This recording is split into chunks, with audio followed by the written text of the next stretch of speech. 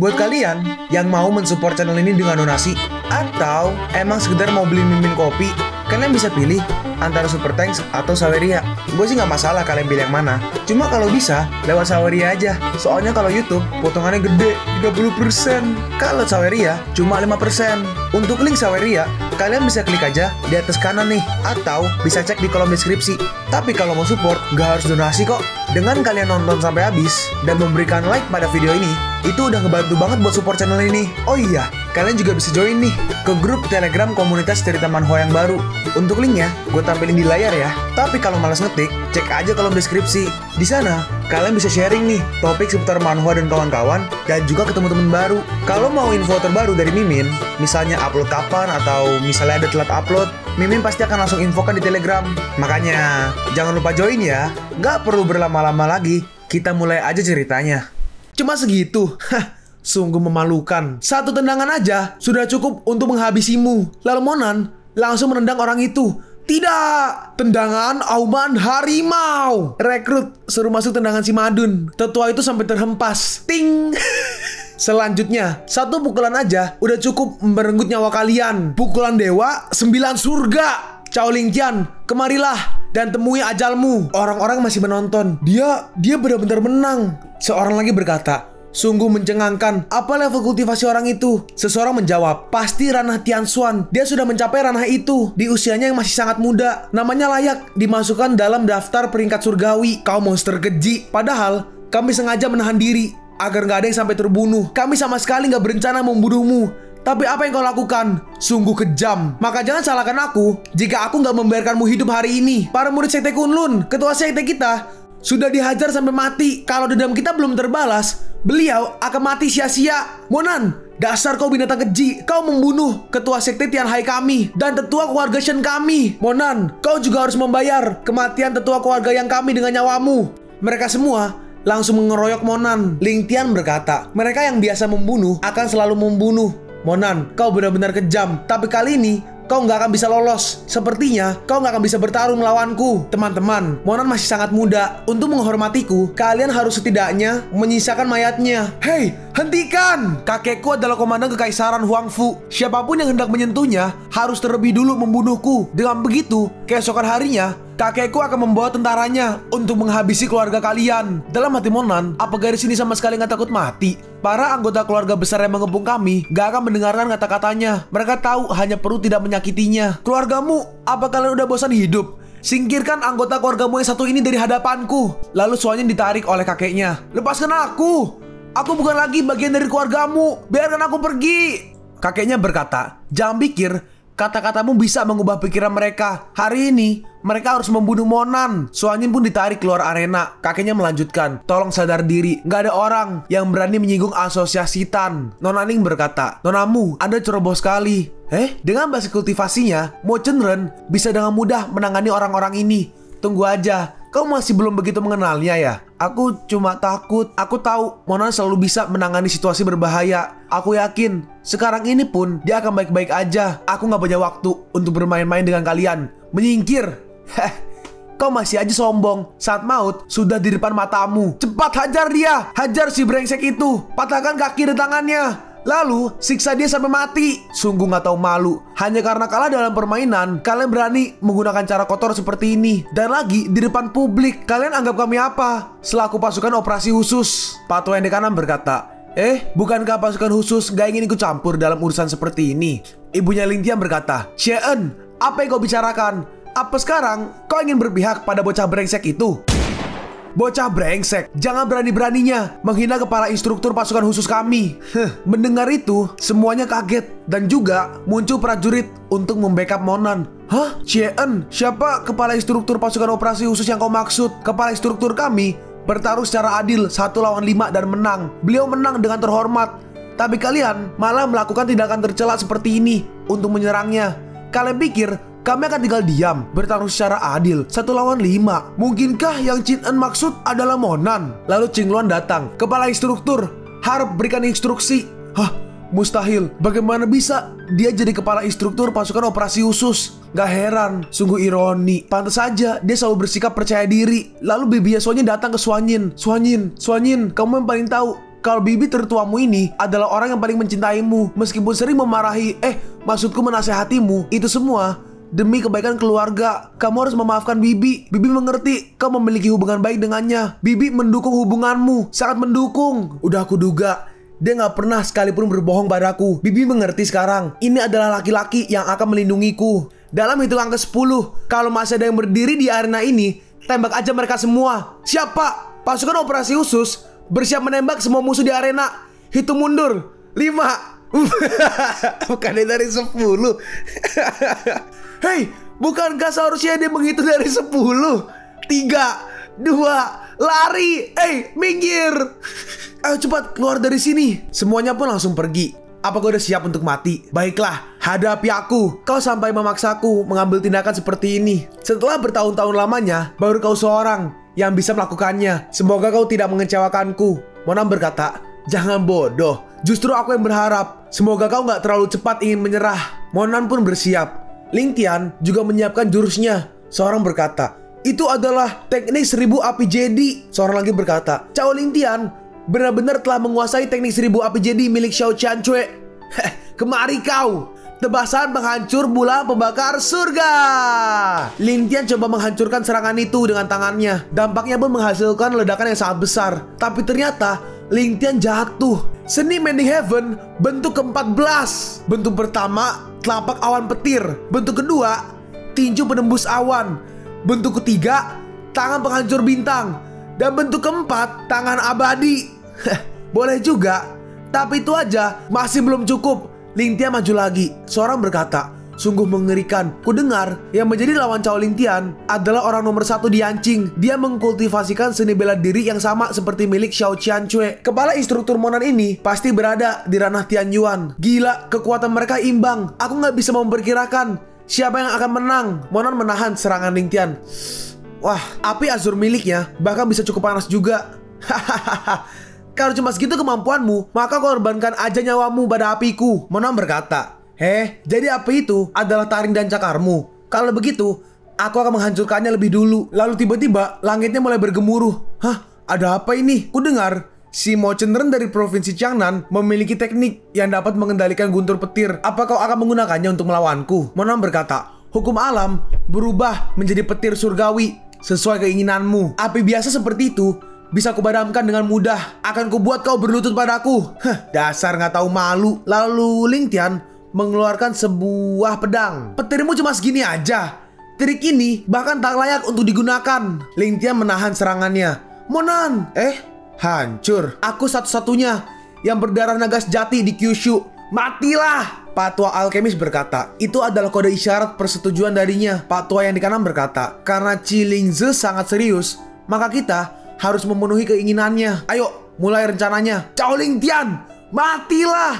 Lalu tiba-tiba Monan dari atas menyerang Ling Tian menggunakan tombaknya. Monan, apa kau pikir kau bisa mengalahkanku? Asal kau tahu, aku jauh lebih kuat dari yang kau bayangkan. Seorang prajurit berkata, instruktur, kami menemukan sebuah pasukan bersenjata 5 mil dari sini. Gerak-gerik mereka sangat mencurigakan. Dan mereka telah menerobos masuk wilayah siaga kita. Seorang lagi menambahkan, instruktur, sepertinya pasukan keluarga Cao telah berkumpul sekarang dan mereka mencoba menyerang. Apa sebenarnya yang ingin mereka lakukan? Qing Luan berkata, keluarga Cao emang selalu berani bertindak di luar batas. Kau harus ingat, mereka memiliki jenderal besar. Kalau ternyata mereka bekerja sama dengan Ling Tian dan hendak menyerang tempat ini, maka sepertinya dugaan kepala instruktur benar. Keluarga Cao akan terlibat dalam kekuatan militer. Kumpulkan pasukan operasi khusus dan bentuk 2 tim untuk menangani mereka. Seorang berkata, kenapa pasukan operasi khusus pergi begitu aja? Hahaha.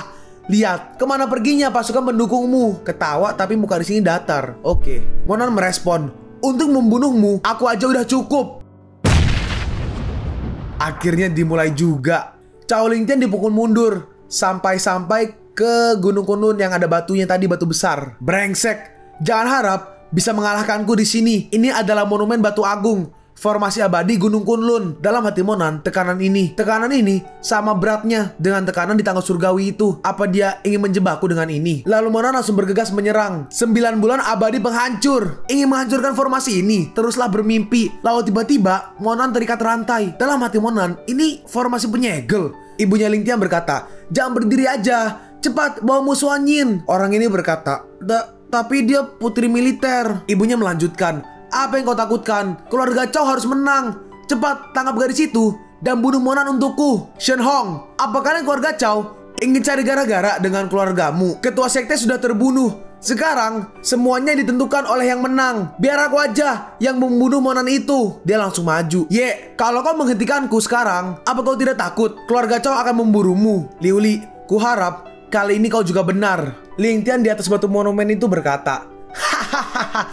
Kau seorang diri ingin mengalahkan darah keturunan keluarga Chow. Aku berhasil menanganimu. Sekarang aku akan membunuh semua orang yang berusaha melindungimu satu persatu tepat di hadapanmu. Rupanya kau hanyalah binatang yang membunuh dan menghina orang lain hanya untuk bersenang-senang. Untuk membunuh binatang sepertimu, maka aku gak perlu menahan diri lagi. Daftar hitam, dengarkan perintah. Dalam sekejap Monan langsung menghancurkan rantai-rantainya. Melihat itu, semuanya kaget dan daftar hitam langsung muncul semua. Tentu ketua Su Liuxia datang memimpin semua pasukan daftar hitam. Bagus, Monan. Gak aku sangka kau masih punya backingan. Kau salah. Mereka bukan backinganku, tapi akulah backingan mereka. Pasukan daftar hitam sudah tiba. Tetua Agung, apa kau gak bisa membuka matamu? Apa kau gak dengar perkataan ayahku? Garis kecil, kau masih belum tahu kartu andalan milik Chilinze. Pasukan kami lebih banyak. Keluarga Chow, Sekte Gunung Kunlun, serta Asosiasi Tan, semua ada di pihakku. Daftar hitam siap bertugas. Bunuh siapapun yang menghalangi. Hari ini, antara dia atau aku, harus ada yang mati. Ling Tian berkata, pasukan daftar hitam emang senjata yang bagus. Tapi apa kau lupa dengan formasi Gunung Kunlunku? Dalam hati Monan, aku gak tahu apa yang akan terjadi kalau aku menghancurkan prasasti itu. Tapi aku akan cari tahu. Lalu Monan menyerang batu itu, dan batunya retak dan hancur. Ling Tian berkata, terima kasih sudah membantuku menghancurkan segelnya. Kau pikir aku menunggu bertahun-tahun di sini hanya untuk balapan naik tangga dengan badut sepertimu? Dalam hati Monan, apa? Hancur semudah ini? Aku sudah tertipu. Monumen itu ternyata hanya sebuah inti formasi. Tapi apa yang tersegel di bawahnya? Lalu tiba-tiba muncul sebuah tangan besar yang mencoba menangkap Monan. Tapi untungnya Monan berhasil menghindar. Dan itu ternyata sebuah monster. Monster muncul dari bawah sana. Suara ini, mungkinkah? Hah? Makhluk itu udah bebas. Suara ini, Chilinze berhasil membuka segelnya. Semua murid Sekte Kunlun, cepat menyingkir dari arena seni bela diri. Hei, tetua memerintahkan kita untuk pergi dari arena seni bela diri. Semuanya pergi dari situ. Cepat pergi dari sana. Tuh, apa kalian dengar? Ketua menyuruh kita mundur. Seorang lagi berkata, cepat lari. Kudengar makhluk itu suka memangsa manusia. Cepat pergi sebelum kalian jadi santapannya. Jadi makhluk itu udah benar-benar dilepas. Kekuatan dan kecepatan yang dimiliki monster ini jelas di atas ranah yin yang. Tapi monster ini sepertinya sama sekali gak memiliki kesadaran. Tanpa kesadaran, ia gak akan bisa mendengarkan perintah siapapun. Biar ku ajari kau bagaimana cara duduk yang baik. Monster itu langsung pergi ke arah Monan. Dalam hati Ling Tian, monster Gunung Kunlun itu sebenarnya masih butuh waktu setahun lagi untuk benar-benar jadi nggak terkalahkan. Tapi itu bukan masalah. Ini aja udah cukup untuk membuatku mendominasi saat ini. Monan, hari ini akan kujadikan kepalamu sebagai tumbal dalam perjalananku untuk mendominasi dunia. Monster itu menyerang, tapi Monan berhasil menghindar. Lalu Monan lompat. Monan berkata, monster ini punya kelemahan. Tapi tiba-tiba Ling Tian di belakangnya. Kaulah yang punya kelemahan. Kita lihat berapa lama lagi kau mampu bertahan. Monan berhasil menahan serangan Ling Tian. Tapi monster itu berhasil menyerang Monan dari belakang. Monan terhempas ke tanah. Mampus, kau sudah kalah. Lalu tiba-tiba seseorang datang. Aku tak akan membiarkanmu melukainya. Ternyata itu adalah Suanyin. Hei, menyingkir dariku, dasar jalang. Jalang, kau yang memaksaku. Monster Gunung Kunlun. Lalu tiba-tiba muncul banyak es. Teknik es ini bahkan lebih kuat dari sebelumnya. Monster Gunung Kunlun. Apa? Bahkan monster Gunung Kunlun pun mereka berdua terjebak dalam es. Dharma universal bayangan spiritual. Lalu Monan menyerang monster Gunung Kunlun itu. Lalu Monan memanggil sebuah entah Xiaolong period tahap ketiga. Ternyata Monan memanggil sebuah naga. Tapi kali ini bukan naga Bear Brand. Naga itu langsung menyerang monster itu. Apa? Kekuatan spiritual monster Gunung Kunlun dihisap begitu aja oleh naga ini. Lalu Monan menggunakan skill teknik pemecah bintang dan juga seni immortal 10 bentuk. Hah? Chilinze kalah. Monster Gunung Kunlunku mati. Suanyin, bertahanlah. Lalu Monan memberi Suanyin pil. Monan, kau baik-baik aja? Iya, tentu. Lihatlah, aku baik-baik aja. Maaf, Suanyin gak berguna dan cuma bisa menghalangimu. Itu gak benar. Kalau bukan berkatmu, kepalaku pasti udah ada di bawah kaki Chow Ling Tian sekarang. Kau sialan. Ini hadiah karena sudah menyelamatkanku. Suanyin, terima kasih. Sekarang istirahatlah. Serahkan sisanya padaku. Ketua, semua anggota keluarga Chow sudah kami kumpulkan. Pianhua membantu Suanyin. Nona Suanyin, biar ku bantu berjalan. Nggak usah, terima kasih. Aku bisa sendiri. Monan berkata. Liu Xia, kau tiba-tiba, dasar bocah bajingan. Bunuh aja kami kalau berani. Keluarga kami punya banyak dukungan. Kau pikir setelah kau membunuh kami, kau bisa duduk santai? Terus dia diinjek sama Liu Xia. Maaf bos, gak ada cara lain untuk menutup mulut wanita ini. Udah dia hajar habis-habisan, masih aja cerewet. Monan membalas, kalau begitu, buat dia sampai benar-benar sadar akan situasinya. Keluarga Chow kami bisa memproduksi Chow Lingtian. Kami bisa membangun 2 cabang lainnya. Bukan, tapi 3. Kau nggak bisa seenaknya membunuh kami. Kau tak akan bisa melindungi Jalang itu selamanya. Saat dia tidak bersamamu, orang kami akan menculiknya, menyiksanya, merusak tubuhnya, lalu membakarnya menjadi abu. Akhirnya mulutnya diikat.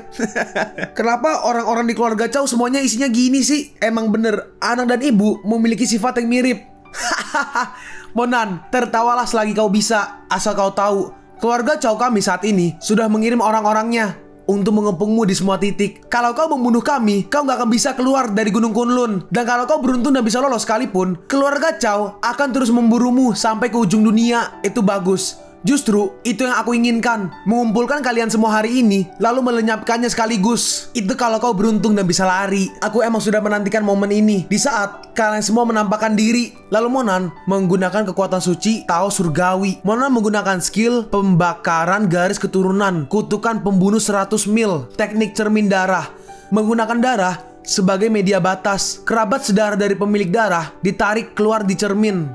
Jaraknya 100 mil. Monan mode santet. Dalam hati Monan, awalnya aku datang kemari hanya untuk mengambil sertifikat nikah. Tapi dari perkataan kalian, jika aku membiarkan kalian hidup, aku akan membahayakan Suanyin. Lalu di cermin itu muncul Cao Kuang. Monan berkata, kalau begitu, pilihanku sekarang hanyalah menghancurkan kalian semua. Cao Kuang muncul di cermin Monan. Lalu tiba-tiba Cao Kuang bertingkah aneh. Lalu setelah itu Cao Kuang tubuhnya terbakar.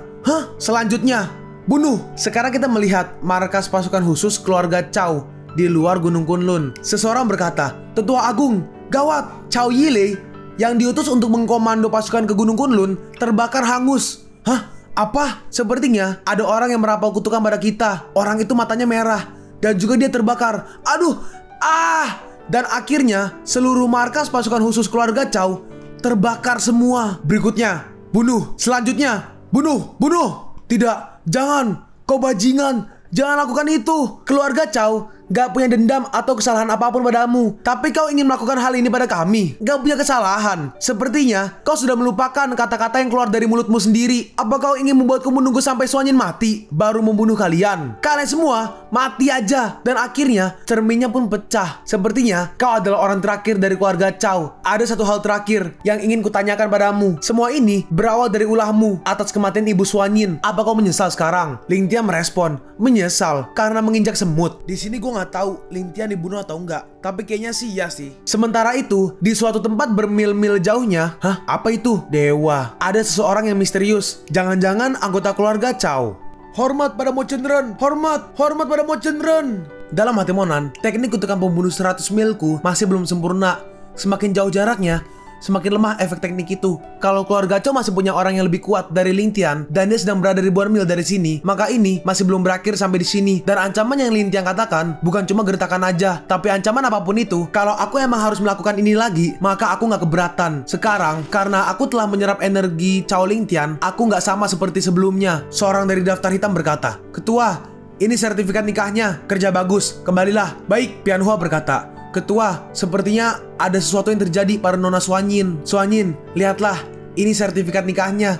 Mulai sekarang, kamu sudah bebas. Suanyin berkata, apa yang Chow Lingtian katakan benar. Kenapa? Apa aku melakukan hal yang menyinggung mereka? Kenapa dia membunuh ibuku? Tenanglah, jangan menangis. Kamu sama sekali gak melakukan kesalahan apapun. Monan, terima kasih. Aku beruntung bisa mengenalmu. Suanyin, apa kau mendengarku?